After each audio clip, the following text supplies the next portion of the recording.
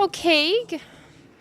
Good afternoon, everyone. I'd like to welcome you to our seminar this afternoon.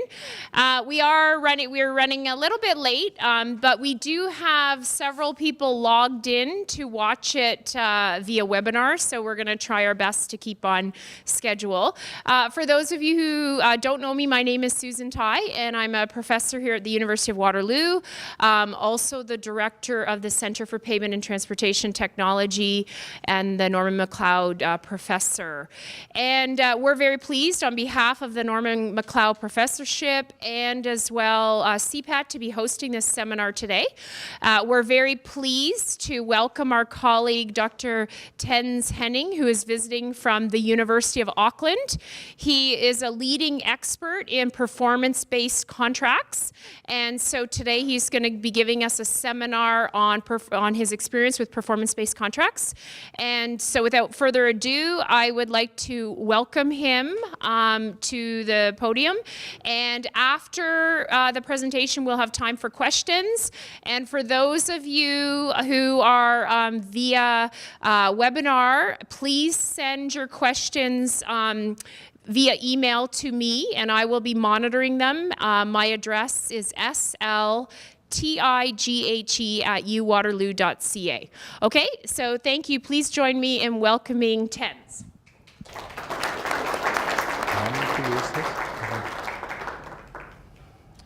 Thank you very much, Professor Tai. It's an honor to be here today. I know there's quite a few people from the ministry here with us from the University of Waterloo. I've got two of my own students here who's visiting this part of the world. Also on the webinar, I know that there's somebody down south as far as North Carolina, and I think we've got people from Calgary and Vancouver also linked in. So thank you very much. I will be talking about performance measures today, and I'm going to talk about it in a broad sense, covering not only performance-based contracts, but I will also be talking about performance monitoring and management, and also in relation to pavement management systems. The presentation is based on work that I have been involved with two of my colleagues, Dr. Joseph Costello. He's also at the University of Auckland, and then also Professor Susan Tai, that was very kind, often in peer reviewing our reports, research reports out of New Zealand, and I'm currently involved in a joint project for the MOT in this field with Susan. So thank you again. I appreciate that. I've seen a few faces. It's been at the conference in Miami a few weeks back. I have covered a similar presentation in Miami, but I'm going to make it your worthwhile to attend this one. Because I'll cover the theoretical bit in a few slides, and we will probably run through those. And then at the end, I will show you a little bit of a case study where we've had use some of the new techniques in performance management and measures to understand the behavior of networks. First of all, this is the world I come from. Can we switch off that spotlight, perhaps? Yes, that's much better. Thank you. Not a very clear picture, but this is the Hobbit's movie, as some of you may have seen. It's definitely not me. Also, I haven't seen a Hobbit yet. There's not many people with hairy feet in New Zealand. So, but certainly the movie was shot in, must be some of the most spectacular parts of New Zealand. And I encourage you to go and have a look at these movies, even though you may only go for the scenic part of the movies. So just a little bit of context. So we've got the world map up here. We're around about there somewhere. New Zealand is all the way down in the Pacific, as far south as you can go. You will note there's what we like to call the West Island of New Zealand. And there's two mistakes that you don't do is you don't call Canadian American or American Canadian. Also, you don't call Australian New Zealander and a New Zealander Australia, so be very careful of that one. To give you about a feel, it's about 8 to 10 movies distance from flying from Toronto to New Zealand. And yeah, but it's certainly worthwhile. We've got 2 islands, the North Island and the South Island. On the South Island, the main centre being Christchurch, where the earthquake was a couple of years back. I'm from Auckland, so it's way up the north in the North Island. A little bit about the road network, almost 100,000 kilometres of roads, of which 60,000 is sealed. We've got 75,000 of that in the rural areas. So you can see it's predominantly a rural network. By the way, there's about 4 million people in New Zealand, of which 1.4 million lives in Auckland. So there's not a lot of people living in the rest of the country, but extensive road network, mainly to serve the farming community in New Zealand. Road funds, the state highways is 100% funded through the road fund, which come from petrol taxes and vehicle licensing taxes and all those sort of things. Local roads would be centrally funded 40 to 60%, depending on the size of the local authority, whether it's a city or a district council, and the remaining part of the funding would come from the local ratepayers. So that's a little bit of a scene setting in New Zealand. Some typical shots of roads that you will see if you travel the country, and by the way, that is most probably most of our traffic, also most of our food. So no, we've got about varying between 40 million to 70 million sheep in New Zealand, depending on the season. So you do have quite a bit of New Zealand lamb available in your supermarkets, I saw. Best barbecue meat, by the way. The rest of the network, rural, quite winding topography. Most of our pavements would be thin, flexible pavements constructed with natural materials. Sometimes it would be stabilized. And then around 70 to 80% of our surfacing will be thin chip seal or spray seal surfaces. So we do have quite a vulnerable network in terms of the climate. When it gets wet, it blows out pretty fast. So you may wonder why asset management is as advanced as it is coming from New Zealand. Well, basically, we cannot afford building more resilient roads. Therefore, we have to look after what we have very carefully and fix them when they need to be fixing. Otherwise, those roads will go into a rapid failure mode and cost a lot to repair. So that's a little bit about the network, which is quite important to keep in mind when I go through the presentation today. There are many of the things and trends in performance management that I will be referring to that may not be directly applicable to this part of the world, yet there are principles that you can certainly have a look at. So my core message today, starting off with the data topic, and really there is no way that you can do performance management of whatever sort if you don't have confidence in your data, and I'll spend a bit of time on that. Also with performance management, to link that to an organization's objectives and goals. It seems like a very simple, straightforward one, but it's often interesting for me when you do an implementation of a performance-based contract or a performance monitoring system, and you ask the asset owner, so tell me about your network, and they may be able to explain the latest trends on the network, and you ask them, so what do you want? How do you want your network to look in 5 or 10 years from now? What would you like to improve? What needs to change? And certainly if you can answer those questions, the performance management or the contracting is actually an easier task to set up. But that's crucial to really focus it on the objectives and the goals. Through performance management, in whatever form you use it, you've got to be able to tell a simple story. I think as engineers, we've got 2 problems in performance management. The first one is we would like to report on everything that we can measure. And believe me, we can measure a lot of things, right? But it doesn't necessarily tell us a story we want to know. So it's really is tell the story through effective measures, and only so much that you need, as little as possible and no more. Then the last point there, I don't want to use the S word today too much because that normally turns off engineers, but really you need a basic understanding of statistics and how networks statistically changes over time in order to be effective in this area. Some of the things that will come out today is hard-learned lessons. I've heard somebody said that I learned so much through my mistakes. I think I'm going to make a few more today. And that's pretty much the story that I'm telling you today, is everything that we've discovered came through trying things that didn't work, and we had to find a solution for the situation.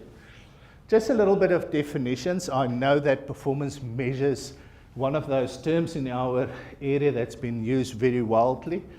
Not my definitions, but certainly in terms of the presentation for your background to know what I'm referring to when I do use these terms. So the first one is we just look at some sort of a condition distribution of a network.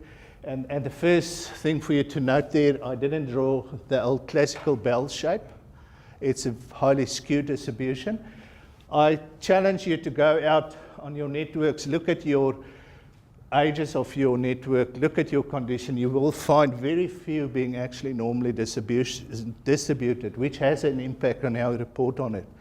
In my class, those who's been to my infrastructure management classes know that I say average is a swear word in infrastructure management. So just be careful for using averages. The first point to make is that in the engineering side of performance management, we have to use statistical terms to define that distribution for us effectively, whether you're in a performance-based contract mode or whether you're just in a monitoring mode, wanting to know how your network changes over time. When we communicate this condition to the public in a level of service discussion, they won't understand what a 75th percentile or things like IRI is. So we normally use exception reporting, saying to the public that 95% of my roads is in a smooth category. I think in terms of communicating with the public, that's simple enough. There's two units of measures that our average Joe public understands well. The one is percentage and the other one is money. So whatever you try and communicate with them, remember those two units of measures. Then getting to the intervention or trigger levels, I may have something such as roughness or whatever that increases over time as my asset ages. And then at some stage in that asset life, I need to start thinking about doing rehabilitation or resurfacing or whatever. If I don't, and it deteriorates a bit further, then obviously I'm starting to consider more reconstruction or heavy rehabilitation at a later stage. Now, the point at which you make a decision of when to intervene is your trigger level or your performance intervention level. Please note that whenever we refer to this area, we would normally talk about a particular road section or a very specific class of road with a specific traffic volume. Whenever we go to the wider distribution, we tend to be network focused or part of the network or a lump of roads out of my network that we're reporting on. When we go to the doctor and you don't feel that well, I think with the GPs that we have today, it's quite easy sometimes for them to diagnose your illness. But I think it will also be very unprofessional of them if you come into his offices and he looks at you and he says, the pink pill for you today. I think there's a general expectation that when we go to the doctor, they're going to listen at your heart, take your temperature, and do a lot of indicator tests, and then start to from the story you tell them, formulate your illness. The same with roads, or with any infrastructure, is we got to look at all perspectives of the infrastructure in order to have a complete picture of how it is moving over time. The first one that we all use, and it's quite accustomed to the physical science, roughness, rutting, structural indexes, whatever you want to use. Then we get to the costing side, which we often also report, but I find especially in the transportation side of things, we don't always have good confidence around our cost data. And that is actually something that we should be ashamed of, because we are managing billions and billions and billion dollars of infrastructure, and we don't always know what it cost us to maintain that. So I'm always, and I think we're all guilty, but our aim should be really to improve the costing data. If you talk to the industry, the manufacturing industry, they would most of the times be able to tell a big piece of the equipment or the plant to the day and to the hour when they're going to replace it, because they monitor the cost that goes into that piece of kit very accurately. And they know when it's not cost effective to keep it running anymore, but to bring in the new one. I think we should be the same with our roads and bridges and whatever we have in our road corridor. The other trend that I've been observing in our field is that there's an increased need to understand the risk or the vulnerabilities on our network. With MAP 21, there's a huge emphasis on talking about the risk as part of the asset management process. And this is the area where we need more research and more learning. I'm going to show you some examples later on today where we've started looking at that in New Zealand. As a side note, when we've looked at networks or roads on our networks that failed catastrophically or had rapid deterioration, only 30% of those had an early signal of physical signs before they started blowing out. Right, so we need to know what the vulnerabilities on our networks are. Just going through all the data items, I'm not going to spend too much time here. I think that you're all familiar with most of these. My inventory side of things, the pavement condition and structures on the roads and bridge side, also what those structures consist of and the condition. The use of my network in terms of traffic volume and loading. I think we're doing pretty all right with that first half of our data items. However, with this bottom half, often we are struggling a little bit. And I would actually encourage you, I know that engineers are not that fond of statisticians, and nor are they that fond of the accountants in the organizations, right? That's not too wild of a statement, but I really encourage you to start getting a bit more accounting involvement in this part of the work that we do. Right, now starting off with the data, one of the first hurdles that you've got to overcome, I guess, is in how you define your network. This is a World Bank representation of the different ways of segmenting a road network. We've got our routes. We may have links within a route.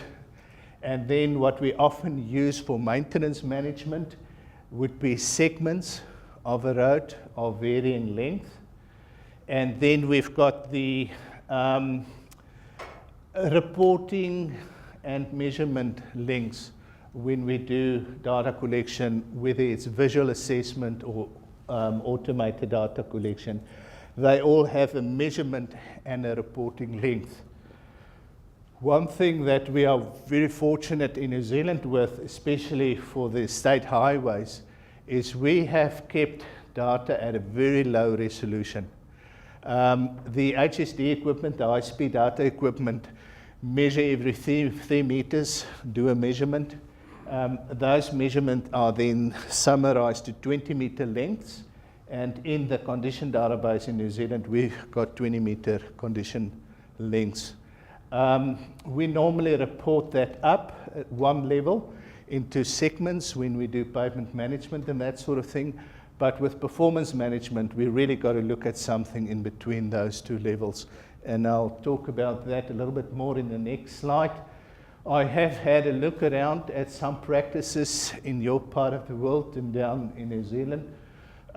When we look at pavement management systems in particular, it is quite common to use homogeneous treatment lengths, and I think we're all comfortable with that.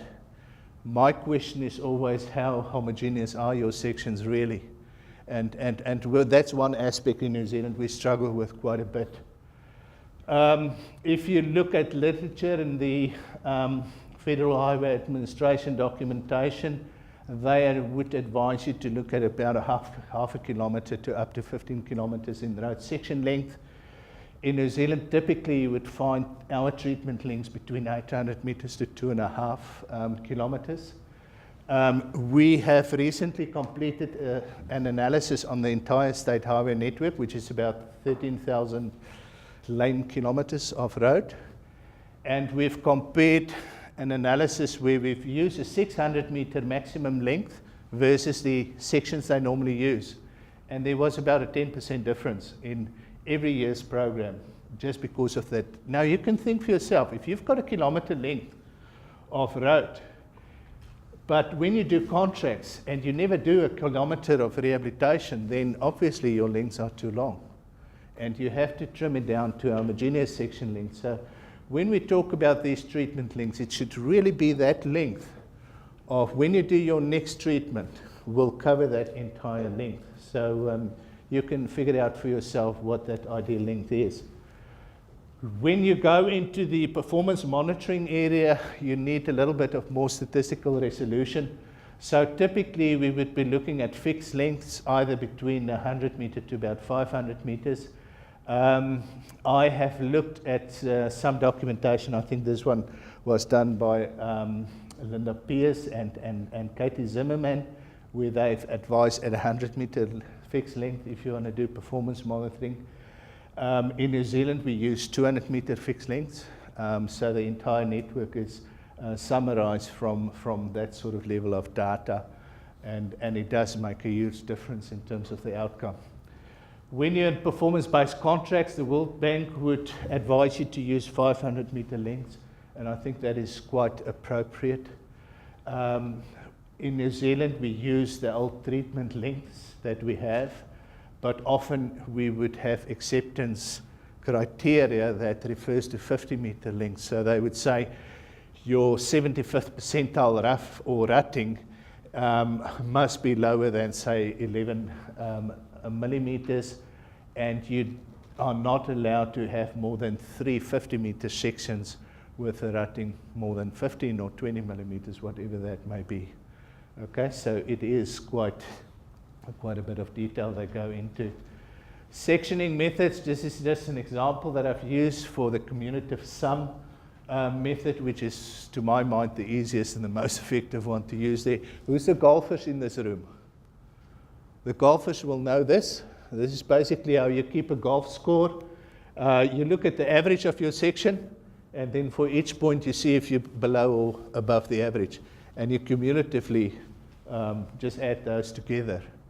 And what you will see that with this graph, either so the red line and the blue line is opposite sides of the same road. And every time that you get a shift in angle, you know the condition changes. So we've got something here that consistently performed better than the average, and then suddenly it dipped. So at that point, I will have a section break. So this purple blocks represents the section lengths that I've defined from this. The green line, the pavement section. So we've got a different pavement section there and there to the rest of the road network. Interesting enough, can you see the correlation between the two lanes?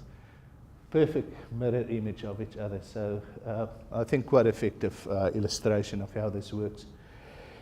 If you do auto-segmentation on your network as a reporting tool, you've really got to revisit your defined section lengths on at least a biannual basis, because that does change quite significantly also from one year to another. Confidence rating system, and again the Pearson Zimmerman report had something similar in that. So this is what we've developed for New Zealand. So we talk about equipment sophistication, calibration standard, quality assurance during surveys, and whatever criteria you want to use that. And then I've added one that I haven't seen in too many documentation, and that's a post-survey confirmation. So what I encourage the service or the owners, asset owners in New Zealand to do is for a survey contractor to present the data outcome in comparison to the year before. Because often you get the data, you do the report, there's a bias in the data, you don't have a clue of what's going on. But if you make that the responsibility of the contractor to explain the difference, then suddenly things changes quite quickly. And believe me, it works. In terms of good specification guidelines, I can advise you to have a look for the FHWA document, Highway Performance Monitoring System Field Manual. That's a brilliant data specification manual. And then we've got the equivalent from Australia. I encourage you to go and have a look at this specification. The entire specification is digital data specification. And they've got an R spec, which is the roads, a B specs, which is the bridges, and so forth. So quite a good data specification series that you can look at also. Right, now stepping away from the data, we will start looking at how to link your performance framework, these last two columns, with the objectives and the goals of the agency you work for. And there's no rocket science in this, and I won't claim any rocket science. All I'm trying to say with this chart is whenever you've got a goal or a vision statement or whatever, you've got to make sure that you've got measures that sufficiently describe your performance in relation to that goals and objectives. Because hopefully the entire agency would work towards achieving a certain outcome that the powers to be want to see out of a network. The moment you start monitoring and reporting outcomes in relation to those objectives, people start paying attention to it. And therefore there starts an automatic self-improvement process in relation to that measures that you define. I've made a very important statement just now, is the moment you start measuring and reporting things, people start taking notice of it. Okay, and that is a good thing, but it could also be quite a dangerous thing. Okay, so just keep that in mind, it cuts both ways. In this instance, just as an example, so we've got our New Zealand Transport Agency that had certain vision statements, which were lined up with the Ministry of Transportation targets. And then from that, we just started populating all the key performance measures that relates to whatever target we are talking about. Okay, so obviously, if you want to improve safety on your network, you've got to start looking at recording crashes and recording skid resistance and those sort of aspects in order to tell the story behind each of these objectives. The next point, and I apologize, this color doesn't work so well with the projector. We have got reporting in hierarchy or the implementation even in a payment management system where we use different performance measures at different levels. I think this part of the world is quite keen on the composite indexes, and so am I. But there is a problem if you use it too low down the chain. I'm a strong believer that you should use specific measures like roughness and rutting, things that you can directly measure at a lower level, and the higher up you step into an organization, you start talking more broader and wider in your communication techniques. Stepping onto the S word, and again, don't be switched off, please. Just give me a moment. We've done a review of a network, and I'll come back to this network. This was about 5, 6 years before the work was done. When we started looking at it, the situation was that the contractor felt they were achieving the KPIs on the performance-based contract well enough that they can start reducing their rehabilitation quantities that they've signaled in the tender, but they were not contractually bound to do. So I was asked to review the network. Here is a plot of, what is this, roughness or rutting? This one is the rutting measure, and what we have is the mean or the average, the swear word, and we can see that was relatively flat. We've got the exceptions here above a certain high roughness value, and also percentage exceeded above another roughness value. So these two lines refer to the tail end. And then we've got this sharp increase on the mode. So if you ponder just on that information for a moment and you try and relate it to the log normal distribution, that's a pink line, it was quite clear what the contractor was doing. They have improved or kept the average rutting or roughness quite effectively where they wanted it to be by hitting those worst first sections first, right? What has happened in reality is the bulk of the network deteriorated, and the client didn't want that.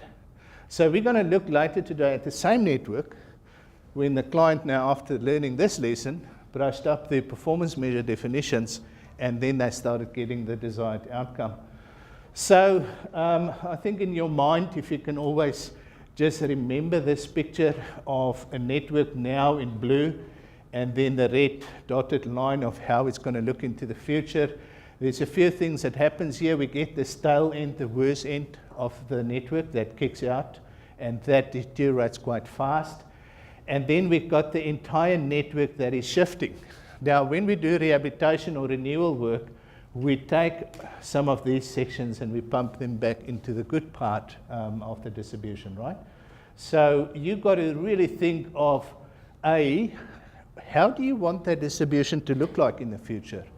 And then once you know that statistically, how can you quantify your desired shift with that distribution? Just a little bit of a legend to help us with slides to come is I've got a box and whisker plot just turned on its flat here.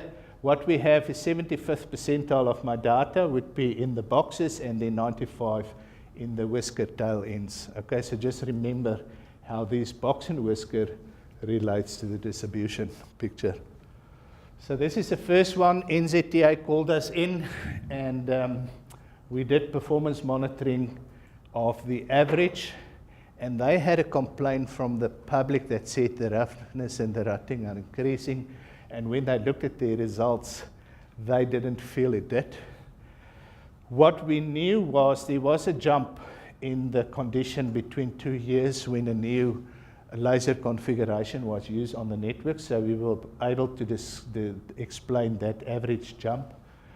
But then the rest of the network increased by 0.4 millimeter over 3 years. Now that's nothing, right? 0.4 millimeters is nothing. Yet they couldn't understand why the public started noticing stuff until we brought in the entire distribution through these box and whisker charts, and there you can clearly see what's happening. The entire network was shifting, and especially your extreme parts of the network was shifting quite a bit. When we presented this information to the agency, they had a counter policy and strategy implemented, and they got on top of the problem rather quickly.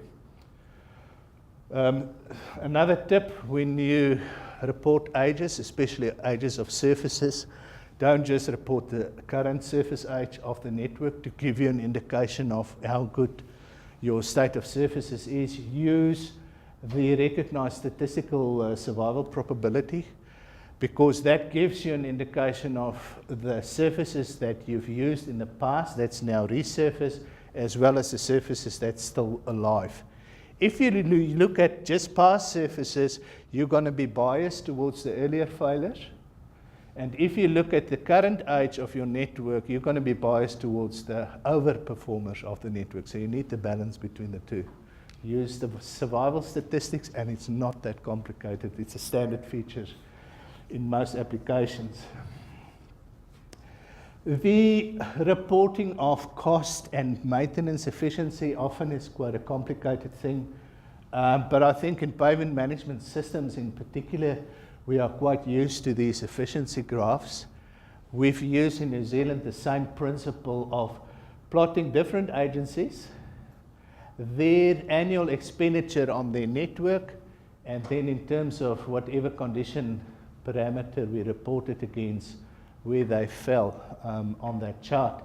Now, our best performance would be in this corner where you've got a small expenditure against a very good outcome. And these guys really got to brush up their act because they're spending heaps of money on their network and don't achieve much, right? So very effective, these efficiency plots. Also, when you do reporting, we often get either an engineering report or a public consultation report, and those two are not necessarily telling you the same story. This is in a benchmarking of public transport, where we have looked at a few cities in New Zealand, and we were concerned about how important the personal security was. So we've used two measures. The first one was a real measure of crime on the public transport system, and then the bars represent the perceived safety from the passengers. And you see that it correlates in most cases. There was one city, and incidentally this was Christchurch, where obviously the people felt quite safe, but yeah, it was a little bit dangerous to travel in Christchurch. The same in using normalization to be able to compare apples with apples. What we're looking here is benchmarking again in a public transport for developing countries. So this was a project for the World Bank. Where if you look at average bus fares, the bars, you would think that, okay, China and Sri Lanka is really cheap to be on the PT system. But if you start normalizing that same data per income, you get a different picture where really it is quite expensive in Colombo on the PT system in relation to what this average salary would be. China, extremely cheap to be on the public transportation system. I just have to note they've got, must be the highest subsidy on public transportation in the world, so no wonder that's so low. Where you can see New Zealand, it's very expensive. If you find PT, it's quite expensive then to get onto, so not very effective. There's a Canadian one, Vancouver, a bit of a more balanced figure, I guess. Right, getting on to what this all means. Now, these pictures actually do relate to the title. These came out of South Africa, where the public is really pushing very hard for government investment into the roads of South Africa. There's really roads that is in a shocking state, and one of the treatments they are using quite commonly is reverting back from sealed to unsealed. So these photos actually came out of the media where people lobbied for more money. So this is a way of performance reporting, and I think it's quite effective if you would agree with me. So just getting back to this one, when we've completed our performance research for the NZTA, they said, right now, show me the evidence, show that this works. And they gave us 4 networks. Beforehand, they didn't tell us which networks it were. We then ran our performance framework over the networks, and we were able to write a story on each one of those networks. Then the outputs and the story went to the network manager, and they then did a critique of the story that we inferred just from the raw data. So I haven't been through such a severe test as this one, believe me. So 2 networks that I will be presenting is first of all PSMC 006, or the Waikato region. You will remember slide 1 of the Hobbit that's running. That's in the Waikato area. So mostly rural roads. The highest milk producing part in New Zealand is in the Waikato, so it's green, there's a lot of grass, a lot of thin, flexible pavement with chip seals, poor subgrade condition, mostly as a result of the world's second largest volcanic eruption that formed what is now called the Taupo Lake. But most of the what is Taupo Lake's material is in the Waikato, and that's what they farm on. In Manukau City, where I live, mostly an urban area to the south of Auckland, flexible pavement surface with both chip seals and asphalt. It's a rural area and an urban area that's not too dissimilar from this part of the world, Waterloo and Kitchener. Variable in subgrade conditions, so there's quite a bit of different behavior coming out of that network. So, starting off with the surface condition, we've got a composite index, surface condition index, which is not too dissimilar to the RDI, I think, that you use in this part of the world. Only difference is our scale goes in the opposite direction. So if it's 0, it's a perfect surface. Up to 100 is a shocking surface. And let's look at the two networks. First of all, the PSMC State Highway Network. And we can see that they have improved the surface condition on that road network significantly. Incidentally, these 2 years were the first 2 years of the PSMC contract. And obviously, the financial model that the contractor had was to knock everything hard in the beginning and then sit back and waiting for the funds to come in. The Manukau network, you can see also they've done a good job of the surfacing condition. It came down nicely and then it increases again towards the latter part of the period that goes up to 2010. Structural indices, just to explain that quickly, we've taken the concept of the World Bank, the structural index, but instead of using one index to describe the strength of the pavement, we have related the index back to the fundamental pavement failure mechanisms. So we've got a structural index for rutting, which refers to your strains on the subgrade. We've got a structural index for roughness, which is basically the same as a rutting one, but it looks at the variation in that subgrade strain over your length of road. We've got a structural index for flexure or cracking, so it relates to the stiffness of your upper layers in relation to the support it has. And then a shear index, which gives you an indication of the shear properties of your base course. So what we expect to come out of that shear one is typically your slip failures or your potholes. Looking at the two networks, first of all, the State Highway Network, a fairly balanced structural index distribution. We can see that it's a fairly consistent network if you look at the structural index for roughness, but none of these indices is causing any concern. If you compare it to the other networks, though, you can see that the rutting index is maybe something to keep an eye on that network. Historically, that network had a huge rutting problem, so that then explains the rutting issue in that network. In the Manukau network, the urban network, the variable subgrade come through very nicely there. And also, as you know, your layer work on an urban network is quite variable due to trenching and other services and all of those things. So again, quite expected results. However, none of those indices would be causing me any concern just by looking at it. So let's look at the pavement performance, and we have done a few. I'm just showing you the rutting. What we have done was to normalize rutting, not looking only at the absolute rut depth. So we don't say a pavement's got 8 millimeters of rutting. We look at both the absolute rutting and how it changes from one year to another. Because if you think about it, I can have a pavement with, say, 12 millimeters of rutting that don't change over time. And I can have the road just next door with 8 millimeters of rutting, but it's changing at 1 millimeter per year. Which one would you be most concerned of? the one with 8mm rutting, right? So what we've done is we did a composite index out of the change in the rutting, and the absolute rutting came up with a rutting index. So if it's 100, there's no rutting or no rutting change at all. And these two charts shows the outcome of the rutting index. Starting off with the state highway, the PSMC network, and just note that these data only go to 2010, so we've got the data going a bit forward.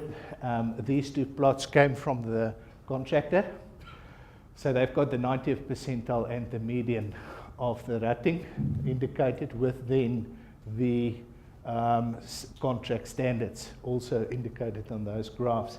Not much. I can see that at some stage they must have done something to rutting, and it looks like the rutting is improving on the network slightly. Looking at our data and what we inferred from it, ignore that one for the time being, but it looks like the rutting has increased, but it's certainly in the later part of the analysis starting to look a little bit better. But there was something that went wrong in 2008, and that's definitely an anomaly in the data collection itself. Looking at the rural network, pretty flat, maybe a slight increase in rutting in the later years, which is also mirrored by the rutting index, but I would say that increase is not true. Again, that's an anomaly that came out. Interesting with this project, we had, of the 5 years investigation on 4 networks, we had a year or 2 on each network where there was a bias in the HSD data. And we could only explain it when we started looking at our indices opposed to the traditional way of reporting the data. Because if you see a blip like that, what does it mean? You're there now, you go, is it deteriorating? Is that a reduction or is that an increase? What's happening here? And in fact, that may have been the year of the bias in the data, and you didn't know of it. So nothing in terms of the network story that came out here, other than pointing out those anomalies. Looking at the roughness, we've got 2 indices here, the normalized vehicle operating costs and the roughness itself. And what we can see on that PSMC network, yes, we can see they've done some works in 2008, and as a result also a bit of a reduction in the cost driving on that network. The Manukau network, we can see that the cost increased, but it certainly stabilized towards the end of the analysis period. So things are looking better on the Manukau network in terms of the pavement behavior. Then we have developed, and this came out of one of my first PhD students. She graduated last year. She has developed a risk index of pavement failure, and she heavily relied on the structural index definition, this information, and came up with a failure index for the 4 main failure groups. Cracking, rutting, shear, and then an overall failure risk. On this side, you're talking about your safe roads, so you won't be worried about those spikes. On that end of each one of these scales would be your more vulnerable roads. This was on thin, flexible rural roads only, so we haven't done the development for asphalt surfaces yet. So that's why we don't repeat the plot. In terms of just looking at this, the only thing I can see here on that Waikato network, there's a slight increase in risk towards rutting. And we were expecting that result. We know the subgrade condition, we know the pavements. So even though the physical conditions looks okay, there's still that inherent risk of rapid failure on that network in a subgrade failure mode. So that was the data. Then coming to the story for the PSMC network, in the past few years, the surface condition has improved. The pavement condition has improved, but be careful to reduce the rehabilitation quantities, because that inherent risk of the routing failure is still present and must be controlled. Also the anomaly in the 2008 data. So overall, a well-maintained network, a very balanced maintenance program. The contractor was delighted about this outcome, obviously, but they actually contributed a bit more data that substantiated the story. Monaco, the same, surface conditions slightly deteriorating, obviously over the past years, and we did confirm that through the data that was sent to us afterwards. They have switched a little bit of money from the surfaces into pavement works, and that outcome has started to show. By the way, with this performance work, I have noticed when you do a shift in investment profile, you can expect a delayed response for your pavement condition of about between 2 to 3 years. So you're going to shift your money. You're not immediately going to see the impact on your condition profiles. That will kick in only later in about 2 or 3 years' time. For the Monaco network, structural indices shows that this network may be prone to roughness. Obviously, that was quite an obvious thing that came out of the strength indices, and then also the anomaly in 2010.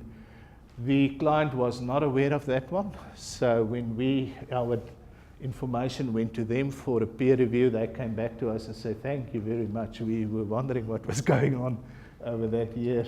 Anyway, well-maintained network. Surfacing may become an issue in the future, sort of the end of that network. So as an executive manager, I think you would agree this is a sort of level of information or a story that you need out of a network, whether you're heading down the right investment path or not. Okay, so finally, some of the findings and recommendations, data issues and availability. You've got to pay attention to the appropriate granularity or the resolution of your data. It is important. The value of your information you provide is a direct function of your data quality, obviously. I don't necessarily advocate that we've got to have perfect data in all cases. I think you need to use a bit of common sense and understanding of risk.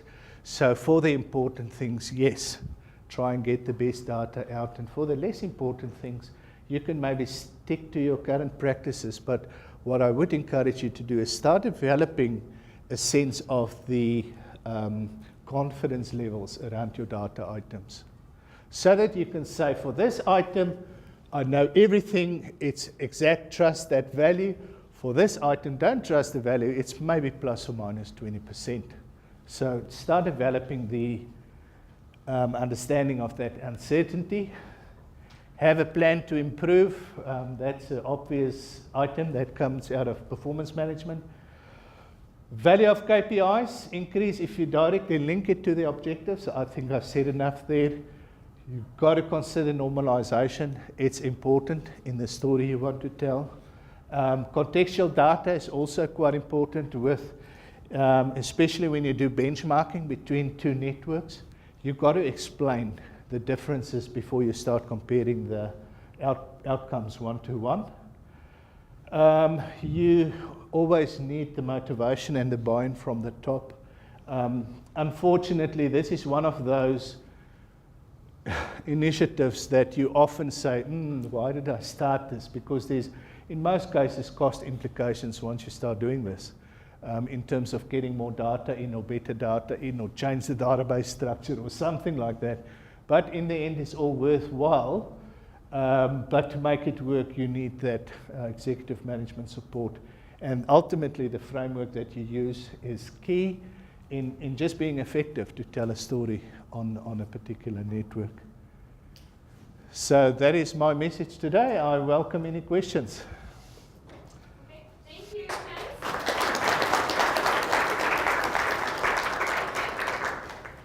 So what we're going to do is we're going to pass the microphone around. So Marcelo has kindly agreed to do that. If you have a question, can you please state your name and your organization. So we know who you are. So thank you. So do we have any questions? Yeah, okay, we got it.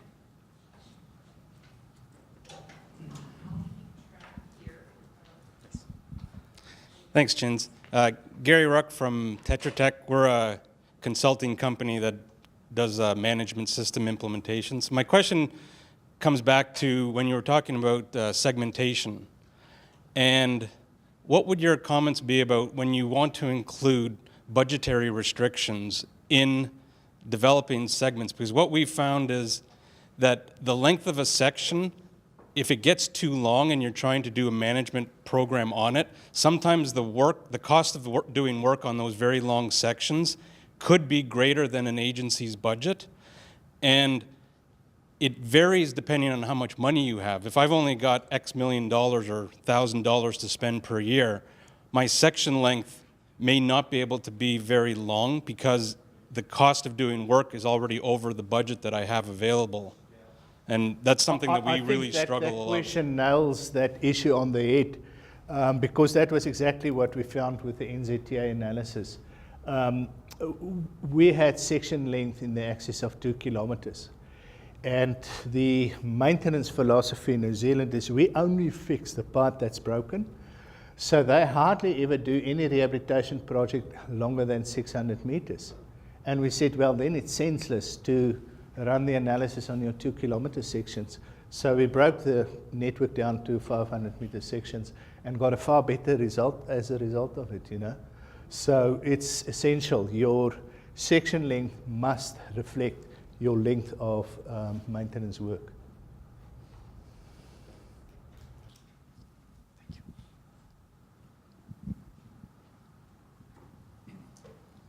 Somebody have to talk. Li Ningyuan, Ontario Ministry of Transportation. Good presentation, thank you.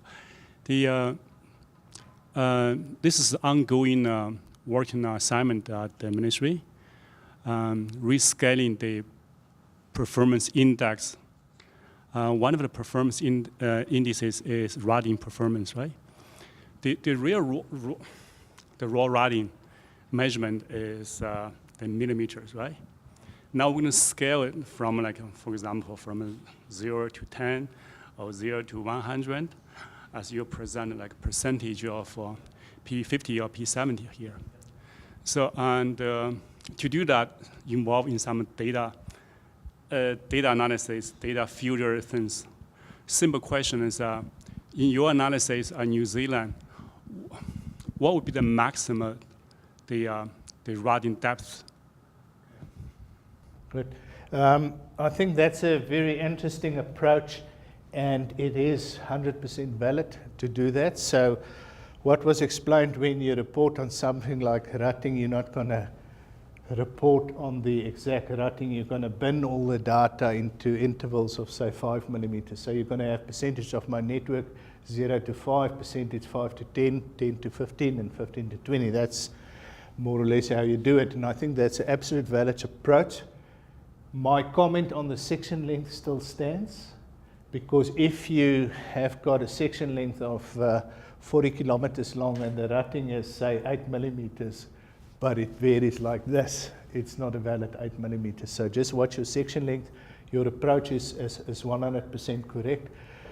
We're going to have extreme rutting values in New Zealand that goes above 25 millimeters, which is in our case extreme.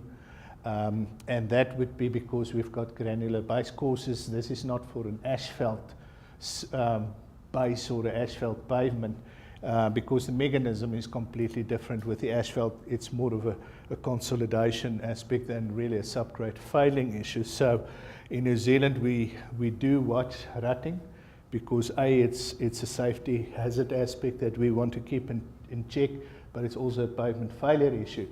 Our extreme values would be anything above 25 millimeters, and we would normally address those with routine maintenance. But 25 is sort of the maximum value. We tend to be aware of rutting anything above 15 millimeters, But again, that's applicable to that type of pavements that you would get into the north of Canada, not on asphalt pavements. Good. Thank you.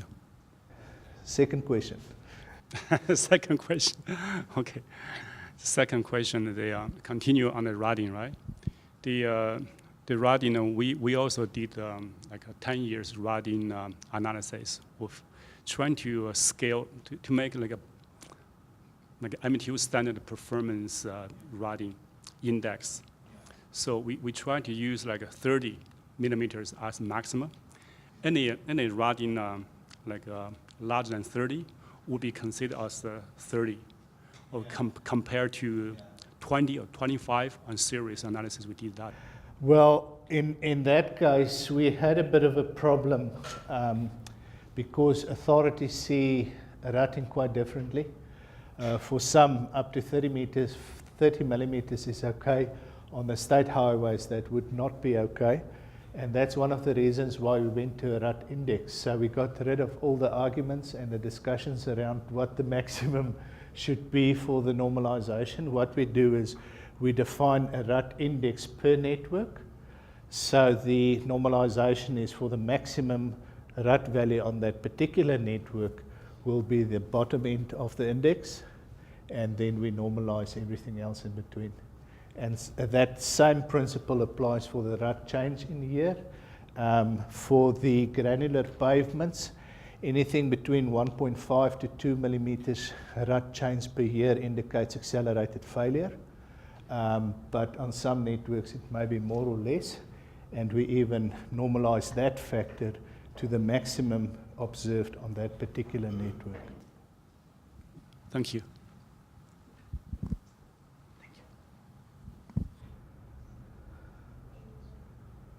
Was there anything on the webinars that came through? Nothing has come through yet. I'm monitoring here. Okay. One more for you, Chins. Maybe if you could talk a little bit more about the risk index that you were showing at the end there. Because when I look at risk and how we use it, we're looking at probability, consequence, and maybe some redundancy. Is that built into that risk index as well? Because as you mentioned with MAP 21, risk is becoming a really popular variable or performance measure to include in your analyses. Okay. I think we need to just take a step back so that fundamentally risk is your probability times the consequence.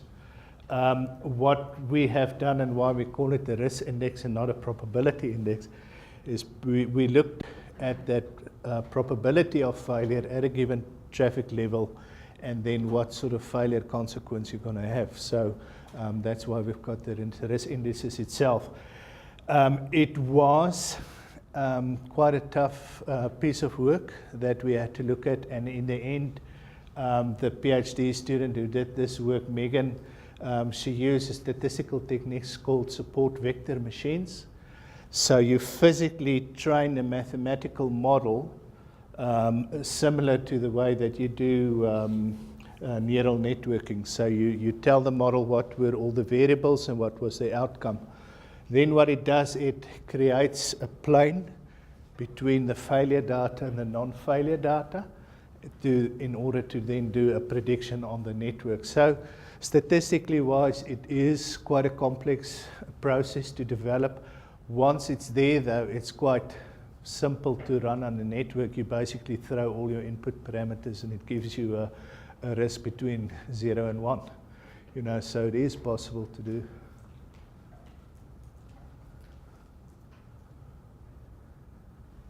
I have a couple questions. I don't know if I need the microphone, but for the sake of the... Okay, thank you, Theuns, for the presentation, and I hope other people ask questions. I see people thinking, so I'm giving you a bye here to ask questions. So I am also a believer in the box and whisker plots because I think they really give you a good idea of the range. And can you perhaps, in your experience and having reviewed this report closely, can you talk a little bit about what are the advantages and disadvantages of using those, and perhaps as well comment a little bit on what do you do as an organization if you're plotting these things and then all of a sudden you see a big, and usually what's happening is, and I mean, it ties back to the question we had earlier about risk, but how do you manage that? What kind of advice can you give to people? That's two rather loaded questions, but I think it's very good.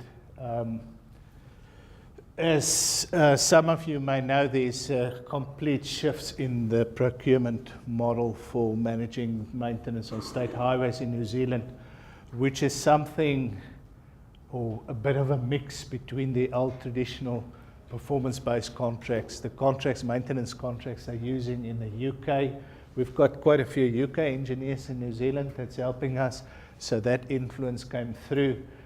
And part of the process for our analysis was to try and understand what the absolute minimum of investment would be on a road network.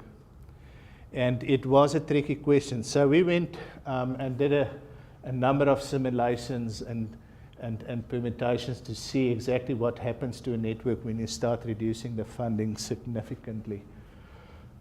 There's two parts to that question. I think if you look at the individual section, it will deteriorate and deteriorate, but at some stage it would be in such a bad condition that you have to rebuild it or scrap the road. You need to think of a network condition a little bit differently. That's not what we aim for, or a level of sustainability is on an entire network. It's more like your bank balance, right? You can take on debt and be able to carry that debt, but there is a tipping point that if you go beyond that, if you loan too much money or if you borrow too much money, you go into a debt spiral and you're simply not able to pay off your debt and you go backwards with your bank balance. A similar thing happens on infrastructure networks or road networks. So what we had to look at was, how do these distributions change over time, and when do you reach that tipping point and now the network becomes unsustainable to manage, I won't be able to recover it back. Interesting enough, the one parameter that explains that position the best was this 75th percentile.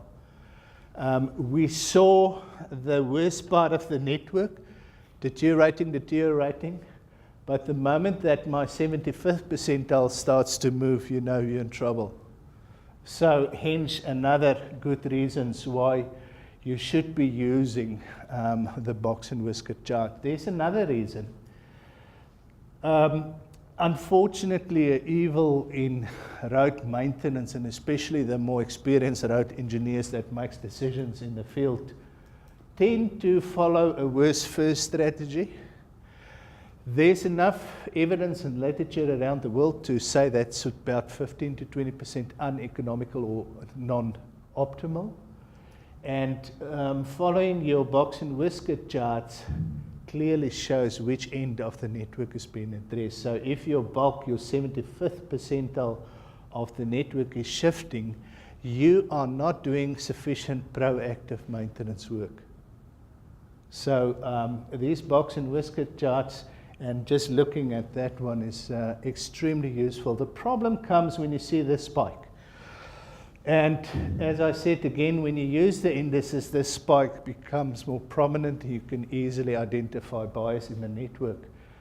And it's a very difficult thing to address. I guess the most efficient, which will be the nastiest one to do, is ask the contractor to resurvey the entire network. But often that's not even a solution. What we have started doing in New Zealand is we've got a number of LTPP sections, or long-term pavement performance sections, around the country, which would be surveyed manually, so with a walking profilometer and those sort of things, on an annual basis. So we trust the data on those sections. And then what we have done with a piece of research was to develop a methodology of comparing trends and things on the LTPP sites versus the network outcomes in order to make a reasonable shift if there was a bias. Was that the two questions? Yeah, that was good. And then I have another question that's come in here to clarify what the structural index related to flex is versus a structural index related to shear. Can you define it and explain it? Just getting to the structural indices quickly. Right. So the question is the difference between the structural index for flex and the structural index for shear. The flex one is really an indication of how much bending takes place in my base course and also the stiffness of that base course. If I have a very stiff base course and there's quite a bit of deflection, it's going to crack. So we're going to see that in our flexure index. The shear index is much more related to the Poisson's ratio, so it's really a property of the shear properties of my base course. It's got a different failure mechanism, so you're going to see potholes, and you're going to see edge drop-off, and you're going to see some shoves or a typical shear plane failure on the road itself. There's a research report and literature from Graham Salt in New Zealand that published this piece of work, development work that he has done. So you can see the fundamental principle behind the indices there. Any other questions? Hello, my name is Zaid Aliami. I'm a PhD student here with Dr. Susan Tai. My question is about the risk index, and I'm trying to think about how it's driven by your KPIs and your minimum acceptable levels and the impact on that failure or the probability of failure. And then the other one I had is was there any use, the reporting you're indicating really tells a better story, as you indicated, about the performance. Have you put any requirements on the contractors to report in that way when they report in their contracts? Okay. Two very good questions from the students here at Waterloo. Right, the first one, perhaps I should just tell you a little bit more about how the gravel roads or the gravel structures pavement in New Zealand, typically the failure that you see from them is you're going to get a settling in phase, so there's going to be a bit of rutting that happens in the beginning when that layer is compact, and then that road is going to have a very similar performance over time. Something like roughness and rutting is basically going to be a flat line for a very long time. Often we come back and just rejuvenate the surface, but when we don't do that, or there's a sudden flood or a sudden overloading, that pavement fails very rapidly, right? So what we have tried to capture with the risk index is that point of inflection when your accelerated rutting starts. So we're not concerned about the line, because once it fails, that road is going to be gone in months, right? In 2 months or so. So you've got to know in advance which roads are vulnerable. By starting to develop the factors or to look at the factors that signal that kind of failure a little bit earlier on just helps our planning process. And we didn't come up with target values or risk values where you should be thinking of rehabilitation, but in particular you may have two roads where one's got a bit of defects on it, but the risk on that road could be quite low, where the road next to it may look actually in a very good condition, but it's got a very high risk for rapid failure. Maybe the layers was a bit on the thin side or something like that. So when you make a maintenance decisions, you can make a much more informed decision by adding the risk elements to the just looking at the condition. What we have seen with some networks managers over the years has gone into a very intensive resurfacing program. So they've done a lot of resurfacing and not so much rehabilitation.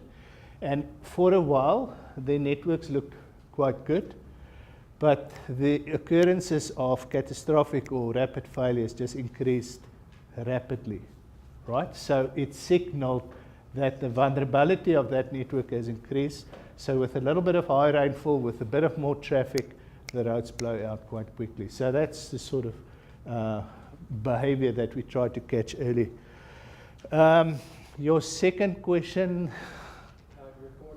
Reporting requirements. So we don't have specific reporting requirements as per se, but typically what we say to the contractor that if a condition item such as rutting varies more than a certain percentage with a certain confidence limit, they must explain where it comes from and also have similar criteria on individual road lengths.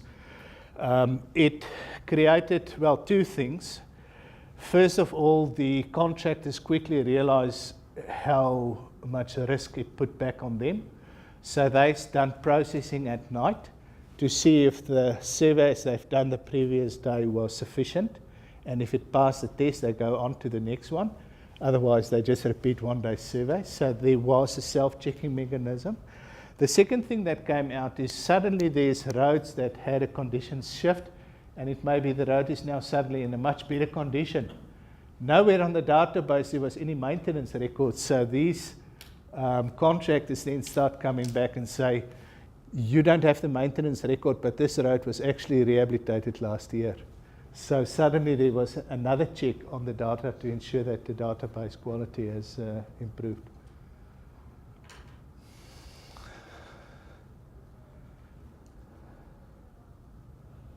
Have any other questions?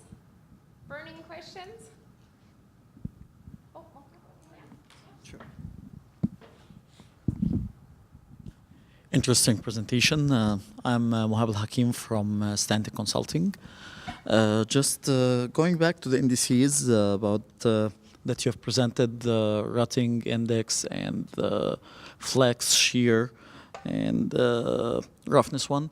Just wondering, in case due to limited budgeting, a municipality would not be able to keep data collection for one of those indices, would you be able to make that up by relations between those indices, historical relation from previous years? Okay. That is an excellent question, and it goes a little beyond that. When we've developed the performance framework, the intent of NZTA, the funder, was to do performance monitoring on all local authorities to see if the investment into those authorities are appropriate or not. The problem is none of these authorities uses the same data collection regime. So one of the outcomes of this project was to specify exactly what they should do. And the moment you go into performance monitoring, there are a certain number of things that must happen. For example, if you do sampling, so you measure only a certain portions, your sample every year has got to be in the same place. Otherwise, there's no trends that you can monitor, things like that. So what we have come up with was a significant demand for data collection for all the authorities in New Zealand. That was simply unaffordable. So alongside that, we've come up with a risk thinking behind the criticality or the importance of the road hierarchy. And then for the more important roads, do more. And for the less important roads, do more but less often. You understand? So instead of doing every year a survey there with only roughness, we say, no, we need rutting, but then do it every second or every third year. So there's ways of, and we've implemented significant data improvement programs for many authorities that turned out to be cost neutral. but we've doubled the value of the data just by doing things a bit more smarter. So you don't always have to go more expensive. You can use some of these techniques to keep the cost intact also. Good question.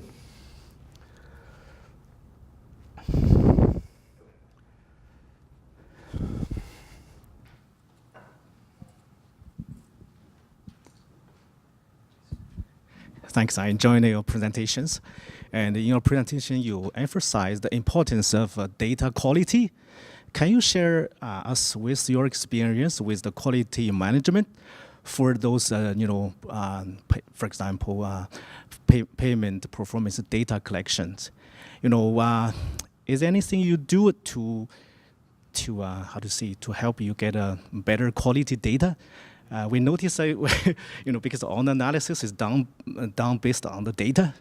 So, what do you do to ensure that you have at least acceptable data for your analysis? Right. So any project that I take on, rule number one is never trust the data.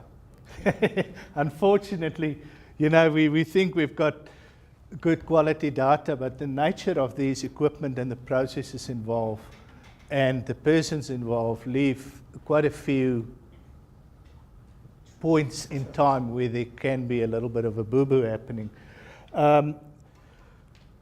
I encourage you to look at Linda Pierce and Katie Zimmerman's book on data quality and how you can manage that better. I think they've got a few good points in. My experience really is to put more ownership on the contractor themselves. So just by the fact of making the contractor responsible for reporting his survey to the survey year before is already a very good point, because now suddenly they cannot explain certain things, and therefore they will delve back in where the problems were with that particular data item or whatever the case may be. So that for me is still one of the most effective. The other thing is to have the calibration process at the onset and the end of a survey period is not enough, because you may have specifications of, say, you need to have 15 measurements to this tolerance on a calibration site, and then the contractor can go and measure that site 700 times and give you the best 15. Obviously, it's going to look okay. But in reality, the variation in their measurements doesn't tie up with that. So you've got to have sections located in your network that you know what's happening to them, and then benchmark your network surveys to those known sections. And you've got a number of LPPP sections in this province also. I mean, they've got good data on those sections, and that could be excellent benchmarking sections. So the contractor don't even have to know where they are, but you can afterwards trace them back to comparing the two surveys. The biggest challenge with that is one of the main error in HSD measurements is the longitudinal referencing. So the measurement last year is now suddenly half a kilometer down the street.